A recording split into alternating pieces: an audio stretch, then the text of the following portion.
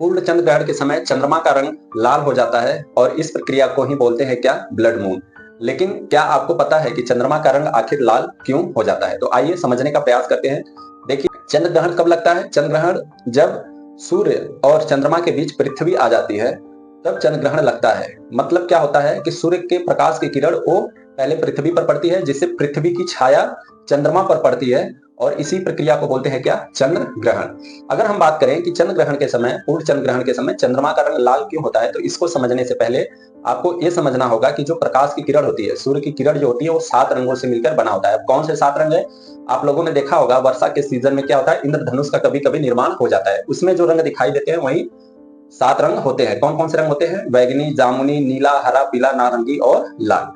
अब देखिए, होता क्या है कि पृथ्वी के वातावरण में सूर्य से जब प्रकाश की किरण निकलती है और चंद्रमा तक पहुंचने के बीच में पृथ्वी का वातावरण पड़ता है, एटमॉस्फेयर पड़ता है। एटमॉस्फेयर में क्या होते हैं? छोटे छोटे धूल के कण होते हैं, वाष्प कण होते हैं, ठीक है।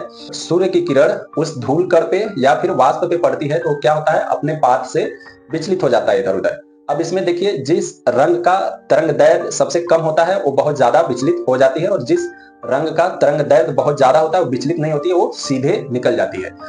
अब इन 7 रंगों में क्या होता है कि बैगनी, जामुनी, नीला, हरा, पीला, नारंगी, लाल, जो 7 रंग होते हैं, इसमें बैगनी का सबसे कम, फिर उससे ज्यादा, फिर उससे ज्यादा, लाल रंग का तरंग दैर्घ्य सबसे अधिक होता है। अभी मैंने बोला कि जिस रंग का तरंग दैर्घ्य सबसे कम, वो अपने पाथ से विचलित हो जाएगी। तो जैसे ही सूर्य की किरण पृथ्वी के वातावरण में प्रवेश करती है, सभी रंग क्या होते हैं, इधर उधर डाइवर्ट हो जाते हैं, इधर उधर चले जाते हैं, लेकिन लाल रंग क्या होता है, वो सीधे चंद्रमा पर जाके पड़ता है। इसी की वजह से चंद्रमा का रंग लाल होता है। और एक क्या है, साइंटिफिक रीजन है। कहीं कहीं पर इसे धार्मिक मान्यता से भी जोड़कर देखा जाता है। तो उम्मीद करता हूं कि आपको अब समझ में आ गया होगा कि चंद्रमा का रंग लाल क्यों होता है और इसे ही ब्लड मून कहते हैं।